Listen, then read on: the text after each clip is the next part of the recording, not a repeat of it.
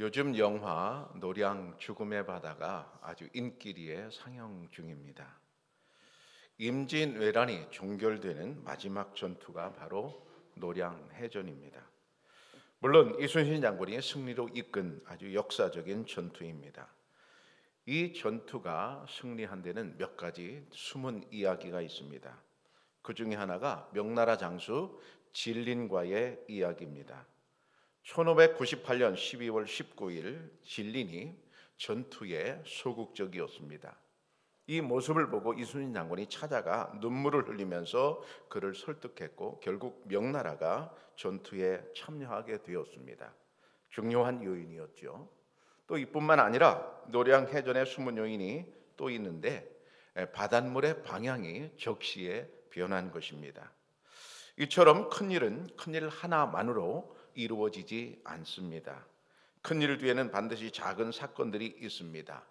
때로 전조 현상이라고도 하지요. 어떠한 일이 일어날 때 그 일의 징조가 나타나는 현상입니다.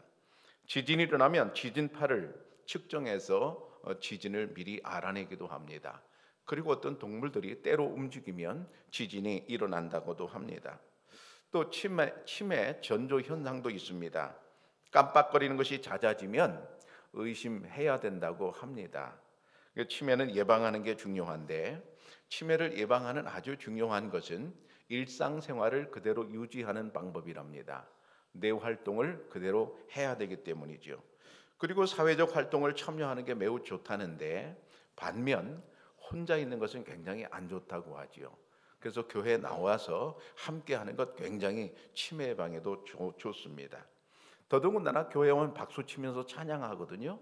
이거 치매 예방에 너무 좋은 겁니다. 굉장히 좋은 거죠.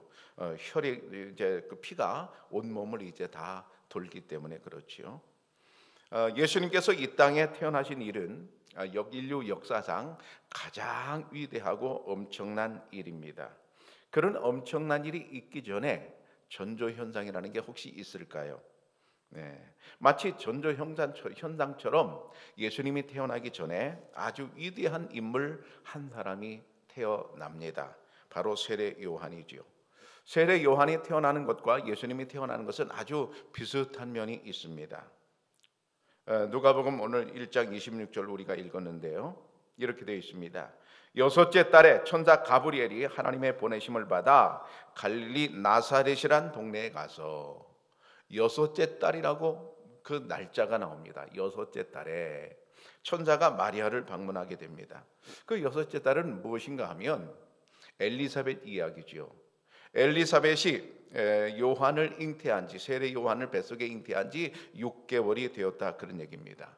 그때를 정해서 천사가 이번에는 마리아에게 보내심을 받게 됩니다. 그래서 마리아를 방문하게 되죠. 그러면 엘리사벳 이야기를 먼저 봐야 그다음에 마리아의 얘기를 우리가 이제 알 수 있겠지 않습니까? 그래서 엘리사벳은 과연 어떤 사람입니까? 누가복음 1장 7절에 보면 엘리사벳이 잉태를 못함으로 그들에게 자식이 없고 두 사람의 나이가 많더라 그랬습니다.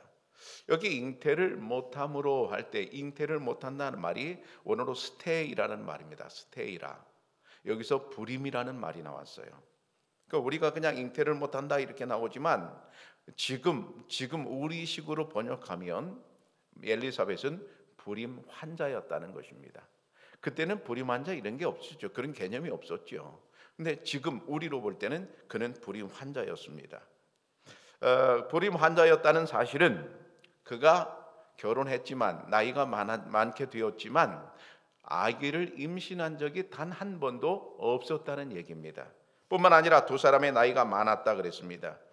부부가 두 사람이 다 나이가 많다는 얘기는 임신 가능성이 전혀 없다는 얘기를 그렇게 하고 있는 겁니다. 그런데 놀랍게도 임신한 지 6개월이 지났다는 겁니다. 도대체 어떻게 엘리사벳이 임신할 수 있었을까요? 13절에 나옵니다. 천사가 그에게 이르되 내 아내 엘리사벳이 내게 아들을 낳아 주리니 그 이름을 요한이라 하라. 이름까지 지어주는데 임신을 전혀 할 수 없는 불임증 환자였던 엘리사벳에게 하나님께서 아기를 준다. 그것도 아들을 준다 그랬어요. 참 재미있는 생각이 들더라고요. 당시는 아들, 딸 구별할 수 없었거든요. 그런 기술이 없었거든요. 그런데 엘리사벳만큼은 임신하고 아들이라는 걸 알았어요. 천사가 가르쳐줬기 때문이죠. 하나님의 천사가 사가랴, 남편 사가랴에게 내 아내가 아들을 임신할 것이다 하는 것을 고지해 주었지만 사가랴는 그걸 믿을 수가 없었습니다. 사가랴의 직분은 제사장이었습니다. 그런데 역시 그도 사람이었습니다. 하나님께 아들을 낳게 해달라고 기도했지만 그러나 현실이 되고 보니까 사실 그것을 믿을 수가 없었습니다. 18절에 이렇게 말해요. 사가랴가 천사에게 이르되 내가 이것을 어떻게 알리오? 내가 늙고 아내도 나이가 많으니이다. 믿을 수 없다는 말이죠. 도무지 믿어지지 않는단 말이죠. 나도 나이가 이미 많았고 아내도 이미 나이가 많습니다. 어떻게 아기를 임신하겠습니까? 그렇게 이제 의심하는 말을 합니다. 사가랴가 의심하거나 말거나 하나님은 하나님의 일을 계속하십니다. 사가랴의 배가 자꾸만 이제 불러오는 것입니다. 그렇게 6개월이 된 쯤에 이제 그 갔던 천사가 이번에는 마리아에게 보내심을 받습니다. 마리아를 찾아갑니다. 그 동네 이름이 우리가 잘 알듯 나사렛입니다. 천사가 나사렛을 찾아가서 마리아를 만나자마자 대뜸 이런 말을 합니다. 은혜를 받은 자여, 이렇게 말합니다. 하나님의 아들의 육신의 어머니로 선택받은 것은 참으로 엄청난 은혜입니다. 세상에 이보다 더 큰 영광이 어디 있을까요? 마리아는 정말로 복받은 여인 아니겠습니까? 그런데 마냥 좋아할 일만은 아닙니다. 마리아는 앞으로 자신이 겪어야 될 어떤 일들을 생각하면 얼마나 힘든 시기가 될 것입니까? 처녀가 임신하여 아기를 낳아야 되는데 이것을 누가 이해해 줄 수 있다는 말입니까? 성경에는 전혀 안 나오지만 친정 엄마의 반응은 어땠을까요? 반응이 전혀 없었을까요? 그냥 생략될 뿐이지 반응이 왜 없었겠어요? 여러분, 우리 식으로 본다면 친정 엄마는 뭐라고 했겠어요? 자기 딸에게 심한 욕을 하지 않았겠어요? 내가 너를 어떻게 키웠는데 이년아, 그러지 않았겠어요? 얼마나 속상하겠어요? 친정 엄마 입장에서는 속상해서 정말 미칠 노릇이 아니겠어요? 그러면 이 마리아의 친구들은 어땠을까요? 그의 친척들은 이 사실을 어떻게 받아들였을까요? 요즘으로 생각한다면 SNS에 어떤 댓글이 달렸을까요? 별 댓글이 달리지 않겠어요? 교회 다닌다더니 꼴 좋다, 믿음 좋다더니 꼴 좋다, 별 얘기 다 하지 않겠어요? 여러분, 그런 것들을 어떻게 견뎌내겠어요, 마리아가? 다른 무엇보다도 지금 약혼남이 자기에게 있잖아요. 요셉이라는 남자가 있잖아요. 이제 곧 결혼할 사이잖아요. 그런데 요셉은 어떻게 나올까요? 상상하면 정말 이루 말할 수 없는 그런 슬픔이 아니겠어요? 약혼남 입장에서는 분명히 자기 얘기가 아니잖아요. 알잖아요. 그럼 요즘 같으면 어떻게 할까요? 결혼 무효소송이라도 하지 않을까요? 여러분, 이런 모든 복음을 극복하려면 가장 필요한 게 무엇일까요? 바로 하나님의 은혜인 것입니다. 마리아에게만 아니라 사실 우리 모두에게도 하나님의 은혜가 우리가 살아가는 일에 매우 필요합니다. 우리가 예수님을 믿고 우리가 구원받기 위해서 여러분, 주님의 은혜가 반드시 필요한 것도 마찬가지지요. 성탄을 앞두고 여러분에게 하나님의 이런 은혜가 풍성하게 임하시기를 축복합니다. 마리아도 은혜 받은 자이고 알고 보면 우리도 은혜 받은 자입니다. 아무리 하나님의 은혜라고 해도 여러분, 당사자인 마리아는 도무지 받아들이기 어려운 일입니다. 자기는 남자와 잠을 잔 일이 없는데 아들을 낳다니요. 이것을 어떻게 본인이 받아들일 수 있겠습니까? 그래서 천사가 추가 설명을 이어갑니다. 35절입니다. 천사가 대답하여 이르되 성령이 내게 임하시고 지극히 높으신 이의 능력이 너를 덮으시리니. 천사가 이런 마리아의 심정을 왜 모르겠어요? 깜짝 놀라서 내가 처녀인데 어떻게 임신합니까? 깜짝 놀라서 눈이 두 배나 커지지 않았겠습니까? 그럴 때 천사는 이렇게 말할 수도 있었습니다. 너 지금 놀랍지? 그런데 그냥 믿어. 하나님께서 하시는 일이니까 너 그냥 믿어, 그렇게 말할 수도 있었습니다. 그런데 천사는 그러지 않아요. 아주 친절해요. 이 사건의 비밀을 가르쳐 줍니다. 비밀이 뭡니까? 지극히 높으신 이의 능력이 너를 덮었다. 이게 비밀이에요. 남자와 사이에서 난 것이 아니라 하나님의 능력이 너를 덮어서 내 안에 아기가 임신하게 된다고 하는 사실을 가르쳐 주고 있습니다. 마리아가 아무리 이렇게 말해도 마리아가 쉽게 믿어집니까? 이게 세상에 듣도 보도 못한 얘기인데 이게 믿어지겠냐고요. 천사가 눈치를 보니까 마리아가 믿지 못하는 표정일 것입니다. 그래서 천사는 증거를 들이댑니다. 누구를 들이댑니까? 엘리사벳 이야기를 들이댑니다.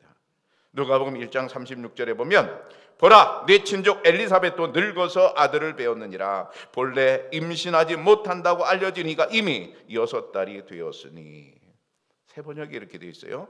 보아라, 네 친족 엘리사벳도 늙어서 임신하였다. 임신하지 못하는 여자라는 소문이 났으나 그는 임신한 지 벌써 6달이 되었다. 뒤에는 제가 첨가한 겁니다. 누가 그랬겠니? 성경에 없어요. 성경 읽다 보니까 그게 들어갔을 것 같아. 그냥 엘리사벳도 나이가 많고 불임한 자였어. 근데 벌써 임신한 지 6개월이 된 건 너 소식 들어서 알고 있지? 친척이거든요. 천사가 말하는 겁니다. 누가 그랬겠니? 여러분, 엘리사벳을 덮은 것은 사람이 아니라 하나님의 능력입니다. 사람이 아닙니다. 하나님이십니다. 사람의 능력으로는 도무지 불가능한 일입니다. 그러니까 우리는 이 사실을 도무지 믿을 수가 없습니다. 인간의 범위를 벗어난 일입니다. 그러나 하나님은 다르십니다. 하나님은 창조주이신 줄로 믿습니다. 삽으로 안 되는 일이 포크레인으로 한 방에 해결이 됩니다. 아기가 할 수 없는 일을 엄마는 쉽게 합니다. 능력의 차이입니다. 사람의 힘이 아니라 하나님의 능력으로 자신에게 임신이 이루어진다는 사실을 이제 마리아는 받아들이게 됩니다. 이스라엘 백성들이 애굽을 탈출해서 광야를 지나게 될 때에 하나님이 나타나시는데, 하나님이 나타나실 때 하나님의 임재의 표시가 있었습니다. 구름이 성막을 덮었습니다. 하나님이 덮었다는 그런 이야기거든요. 하나님의 임재입니다. 하나님의 임재가 나타나면 여러분 어떤 일이 벌어집니까? 하나님의 능력이 사람들에게 나타납니다. 오늘날 우리 교회도 마찬가지입니다. 예배 시간에 하나님의 능력이 임하게 되면 병이 치료가 됩니다. 마음도 치료가 됩니다. 여러분, 질병은 의사만 치료할 수 있는 것이라고 많은 사람들이 생각하는데 꼭 그렇습니까? 아닙니다. 하나님은 인간을 창조하신 분입니다. 얼마든지 치료하실 수 있습니다. 쉐키나 하나님의 영광이 임하면 우리 인간 세상에는 별일이 다 벌어집니다. 무슨 일이 벌어집니까? 하나님의 능력이 나타납니다. 전혀 마리아의 몸에 생명이 생겨나는 것은 여러분 하나님의 능력이 그를 덮었기 때문에 가능한 일이었습니다. 우리가 이 사실을 믿게 된 것도 하나님의 능력이 우리를 덮어주셔서 되었습니다. 이번 성탄에 엘리사벳과 마리아에게 임하셨던 하나님의 능력이 여러분 모두에게 덮이기를 축복합니다. 드디어 마리아는 이런 천사의 말에 이제 순복을 합니다. 그런데 그녀가 순복하는 말을 자세히 들어보십시오. 38절에 마리아가 이르되 주의 여종이 오니 말씀대로 내게 이루어지이다 하매 천사가 떠나가니라 그랬어요. 말씀대로 이루어지이다 이렇게 고백하거든요. 그 말을 자세히 보면 여기 대로라는 말이 중요합니다. 말씀대로 카타라는 말인데요. 이 카타라는 말은 본질이 조금도 훼손되는 일이 없이 그대로 유지되는 상태를 의미합니다. 그러니까 하나님의 말씀이 천사를 통해서 하나님의 말씀을 받았어요. 이 말씀이 하나도 훼손되지 않고 그대로 내 뱃속에 이루어지다 이렇게 받아들이는 거예요. 천사가 하나님의 말씀을 전했을 때 그 하나님의 말씀을 마리아는 처음에 믿지를 못했습니다. 그런데 나중에는 그 말씀을 받아들이고 그대로 전혀 하나님의 말씀이 전혀 훼손되지 않고 그대로 내가 다 받아들이겠습니다. 그리고 받아들이거든요. 여기서 마리아의 믿음을 여러분 보십시오. 처음에는 자신의 생각에 따라서 판단했습니다. 자신은 불임 환자이고 나이도 많고 남자와 잠자리를 가진 적이 없었습니다. 그러니 당연히 임신할 수 없었습니다. 이것이 자신의 생각이었어요. 그런데 이 모든 사실이 다 맞는 사실입니다. 자기는 남자와 잠자리를 해본 적이 없어요. 자기는 처녀예요. 이 모든 게 다 사실입니다. 그래서 자기는 사실을 볼 때, 현실을 볼 때 분명히 자기는 아기를 임신할 수 없는 사람입니다. 그런데 하나님의 생각은 달랐습니다. 자식에게는 임신 가능성이 전혀 없었음에도 불구하고 잉태 아들을 낳는다는 게 하나님의 생각이셨습니다. 마리아는 자기 생각을 빼버리고 하나님의 생각을 자기 마음속에 받아들입니다. 여러분 어떻게 받아들일 수 있었습니까? 자신의 불가능성에서 성령의 잉태를 믿게 됩니다. 우리가 이걸 깊게 좀 생각해 봐야 되는데요. 자신의 불가능성에서 성령의 잉태를 받아들입니다. 마리아는 분명히 임신할 수 없는 몸입니다. 그런데 임신할 수 있다면 이것은 내 일이 아니라 하나님의 일이다 하는 사실입니다. 마리아는 자기의 능력으로 분명히 임신할 수 없는 것입니다. 처녀이기 때문이죠. 그런데 만약 처녀인 자기가 임신할 수 있다면 이것은 인간의 일이 아니다, 하나님의 일이다. 다시 말하면 성령의 잉태다 하는 사실을 믿음으로 받아들인 겁니다. 사람이 어떻게 해볼 수 없는 한계를 넘어선 일입니다. 인간은 한계가 있습니다. 그러나 하나님은 한계가 없으십니다. 마리아가 임신한다면 마리아 자신이 보기에도 그것은 기적입니다. 기적은 인간이 만들어낼 수 없는 겁니다. 기적이 마리아에게 아직 일어나지 않았습니다. 지금 천사의 말을 듣고 있는 마리아 입장에서는 믿음을 가졌으니까 곧 자기 뱃속에 기적이 일어날 것입니다. 그러니 그런 기적을 자신이 만들어낼 수 있는 것이었습니까? 아닙니다. 자신이 만들어낼 수 없는 것이었습니다. 자신이 만들어낼 수 없는 게 자기에게 기적이 일어난다면 분명한 사실은 이것은 하나님의 하신 일이라는 사실입니다. 믿음은 보이지 않는 것들의 증거입니다. 기적은 인간의 눈에 보이지 않습니다. 기적이 벌어지고 나서야 비로소 인간의 눈에 보이는 법이에요. 그래서 기적이 벌어진 다음에 인간은 깜짝 놀라는 거거든요. 그런데 인간의 눈에 보이지 않는다고 해서 여러분 없는 일이라고 말할 수 있을까요? 사진을 한번 보겠습니다. 이 사진을 보면 좀 웃어줘야 되는데 참 재미있는 사진이죠. 다음 사진 볼까요? 앞에 있는 사진은 우리 인간의 눈으로 그 사람의 이만 볼 수 있습니다. 그런데 현미경으로 저렇게 찍으니까 잇몸의 뿌리까지 저렇게 다 보입니다. 미세 현미경으로 신경치료라는 걸 하거든요. 인간의 눈으로 볼 수 없는 걸 현미경으로 본단 말입니다. 그러면 질문입니다. 미세 현미경으로 보는 게 다일까요? 그 밖에는 없을까요? 미세 현미경으로 보는 것도 일부분일 뿐입니다. 다 보는 것은 아닙니다. 자, 현미경으로 보는 것도 다 보는 게 아니라면 우리 눈으로 보는 게 다일까요? 아닌 것입니다. 많은 사람들이 내가 눈으로 보는 것만 믿고 내 귀에 들리는 것만 이제 믿고 살아갑니다. 그게 매우 어리석은 일입니다. 여러분 모두 아기를 키워보셨지요. 대부분 아기를 키워보셨지만 여러분 아기들이 엄마하고 장난칠 때가 되면 이 정도 장난을 칩니다. 자기 눈을 자기가 아기가 가립니다. 그리고 나 없다 그럽니다. 엄마가 여기 장단을 맞춰줍니다. 아우 생수 없네 그러면 진짜 없는 줄 알아요. 어디 갔지 그러면 아주 재밌어요. 막 발을 동동 구르면서 재밌어요. 진짜 없는 줄 알아. 진짜 없는 겁니까? 저만 안 보이는 겁니다. 엄마는 다 보고 있습니다. 다른 사람도 다 보고 있습니다. 근데 자기만 안 보이는 겁니다. 여러분 바로 세상 사람들이 이렇게 살아가고 있습니다. 자기 눈에 안 보인다고, 자기가 안 믿어진다고 다 그것을 부정하고 살아갑니다. 그러면 여러분 우리가 지금 현실만 한번 생각해 보십시다. 대한민국 안에 우리가 살고 있어요. 충남 안에 살고 있어요. 청양 안에 살고 있어요.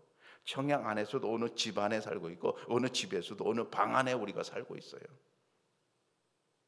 그러면 세상 모든 것을 다 듣고 있습니까? 스위스에서 지금 일어나는 소리를 우리는 듣고 있습니까? 미국에서 일어나는 일을 우리는 보고 있습니까? 세상 모든 소리, 세상 모든 장면들 우리는 다 못 보고 살아갑니다. 우리가 보는 것, 우리가 듣는 것은 조금만 듣고 조금만 보고 살아가는 겁니다. 그런데 내가 세상을 다 안다고요? 내가 보는 것만 믿는다고요? 어린아이가 눈 가린 거하고 똑같은 것입니다. 여러분, 인간은 한계를 가진 존재라는 사실을 우리는 인정해야 합니다. 인간은 대단히 위대한 존재임이 분명합니다. 동물에 비해서만 그렇습니다. 하나님과 인간을 비교할 때는 그렇지 않습니다. 인간이 얼마나 한계를 지닌 존재인지 우리는 내가 아파 보면 알 수가 있거든요. 참으로 연약한 게 인간이거든요. 내가 그것을 인정한다면 그 다음에는 또 한 가지 사실을 인정하게 됩니다. 한계를 뛰어넘어서 존재하는 하나님이 계시다는 사실을 인정합니다. 마리아는 자신의 한계를 분명히 알았어요. 왜냐하면 자기는 처녀잖아요. 남자하고 자본 일이 없잖아요. 아기를 임신할 수 없잖아요. 이게 자기 한계잖아요. 그런데 한계를 넘어서 존재하는 하나님께서 말씀하실 때 그 말씀을 그냥 받아들입니다. 그 받아들인 말씀이 37절에 나와요. 대저 이 하나님의 모든 말씀은 능하지 못하심이 없느니라. 대저 하나님의 모든 말씀은 능하지 못하심이 없느니라. 이것을 뒤집어 보면 마리아가 무슨 말을 지금 하고 있는 겁니까? 나는 능하지 못합니다. 그런 말이에요. 나는 능하지 못합니다. 나는 임신할 수 없습니다. 나는 분명히 처녀입니다. 나는 임신할 수 없습니다. 그런데 내가 임신된다면 그것은 하나님께서 하시는 일입니다. 마리아 자신은 불가능하잖아요. 그런데 마리아가 불가능하다고 불가능한 일인가요? 아닙니다. 하나님은 하실 수 있습니다. 그래서 마리아는 말씀대로 말씀대로 그대로 이루어질 것을 마음속에 이제 받아들이고 믿습니다. 그러면서 마리아는 자신을 주의 여종이라고 이렇게 표현합니다. 둘레 키리오라는 말이죠. 나는 주의 여종입니다. 여러분, 자기 정체성이 무엇인지가 매우 중요하거든요. 나라는 사람이 본질적으로 어떤 특성을 갖고 있는지 그것을 아는 것, 그게 나의 정체성 아닙니까? 내가 남자인지 여자인지 그걸 아는 게 정체성이죠. 내가 직장인인지 내가 학생인지 내가 뭔지 내가 아는 게 정체성이죠. 근데 정신이 빠져나간 사람들은 자기가 누구인지 몰라요. 밥 먹고 그냥 할 일 없이 돌아다닙니다. 학교도 안 다니고 직장도 안 다닙니다. 왜 그래요? 자기 정체성을 모르기 때문입니다. 마리아는 자기 정체성을 알고 있었어요. 근데 그 정체성을 어디서 발견했는가 하면 놀라우신 하나님과의 관계 속에서 발견했습니다. 인간은 관계 속에서 내가 존재합니다. 인간은 관계 속에서 내가 존재합니다. 예를 들어 부부가 있습니다. 근데 부부가 있다가 한쪽이 먼저 세상을 떠나지 않습니까? 혼자 남지 않습니까? 혼자 남으면 부부라고 안 합니다. 부부 속에서 내가 존재하는 거거든요. 가족이 있습니다. 가족이 모두 세상을 떠났습니다. 나 혼자 남았습니다. 가족이라고 안 합니다. 가족 가운데 내가 관계 속에서 내가 발견되는 거거든요. 학생도 그렇고 직장인도 그렇고 여러분 목사도 그렇고 우리 성도님들도 그렇습니다. 관계 속에서 내가 발견되는 거거든요. 마리아는 관계 속에서 자기를 발견했어요. 하나님과 자기를 보니까 하나님은 주님이시고 나는 종이라는 사실이에요. 이 말을 뒤집어보면 이런 말입니다. 나는 주인이 아니라는 말입니다. 마리아가 고백하는 나는 주인이 아니라는 이 말 굉장히 중요한 말이거든요. 하나님이 없는 나는 의미가 없다는 말이거든요. 포도나무에서 줄기가 있습니다. 줄기에 잎사귀가 붙었거든요. 근데 줄기가 없는 잎사귀가 무슨 의미가 있겠어요? 줄기에 잎사귀가 붙어 있어야 의미가 있는 거죠. 만약 줄기가 없고 잎사귀가 따로 떨어져 있다, 그건 죽은 겁니다. 생명이 없는 겁니다. 마리아는 그렇게 생각했어요. 하나님께서 계시고 하나님께서 주인이시고 나는 종이어서 주님과 나와 사이에 그런 관계를 갖고 있기 때문에 거기서 그는 나는 주의 여종이라고 표현한 겁니다. 그러면 나는 주의 여종이라는 말의 속뜻은 무엇일까요? 바로 이것입니다. 자신에게 일어난 모든 일들을 하나님께 맡기겠습니다, 이런 뜻이에요. 자기가 결정하지 않겠다는 거예요. 만약 마리아에게 결정권을 줬다면 어떻게 됐을까요? 하나님께서 야, 지금부터 내가 계획적으로 너에게 아들을 줘서 아들을 이제 낳게 할 건데 너 어떻게 하면 좋겠니? 좋다 1번, 안 좋다 2번 선택해라. 마리아가 어떻게 선택했을까요? 하나님께서는 그렇게 하지 않으셨어요. 하나님께서 주인이시고 나는 여종이라는 사실을 알게끔 하셨고 마리아는 그 사실을 받아들입니다. 그래서 마리아는 선택권이 없는 거예요. 그냥 받아들일 뿐입니다. 자신의 모든 것을 하나님 뜻에 맡기겠다는 철저한 순종이 마리아의 믿음이었습니다. 마리아의 성탄은 그래서 한마디로 순종입니다. 이번 성탄은 하나님의 말씀을 믿음으로 받아들이고 삶을 온통 주님께 다 맡기고 순종하는 그런 날이 되시기를 바랍니다. 맡김은 은혜이며 또한 믿음입니다. 마리아의 성탄은 다른 말로 표현하면 자기 비움입니다. 순종은 자기를 비워야만 비로소 가능합니다. 자기를 비워야 비로소 하나님 말씀이 들어올 수 있습니다. 처음에 마리아는 자기 생각을 비울 수가 없었습니다. 나는 처녀이고 나는 남자를 가까이 한 적이 없어요. 그게 자기 생각에 꽉 차 있었습니다. 처음에는 하나님 말씀을 받아들일 구석이 없었습니다. 그런데 자기 생각을 다 버렸습니다. 그리고 하나님의 말씀을 받아들였습니다. 그대로 받아들였습니다. 빈 그릇이 될 때만 물건을 담을 수가 있습니다. 여러분, 이번 성탄절에 여러분의 마음이 어떤 마음이어야 할까요? 빈 마음이 되기를 축복합니다. 성탄절에 하나님의 말씀 진리를 내 안에 담을 수 있으려면 여러분의 마음이 다 빈 마음이 되어야 할 줄로 믿습니다. 나의 생각, 나의 사상, 나의 습관, 나의 어떤 고집 이런 걸 다 버리고 빈 마음이 되어 하나님의 말씀을 그대로 받아들여서 하나님의 섭리 안에 들어가시기를 축복합니다.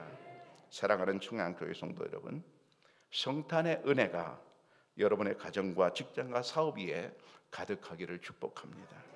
혹시 받아들이기 어려운 버거운 일이 여러분에게 있으십니까? 하나님의 은혜로 능히 이겨나가시기를 바랍니다.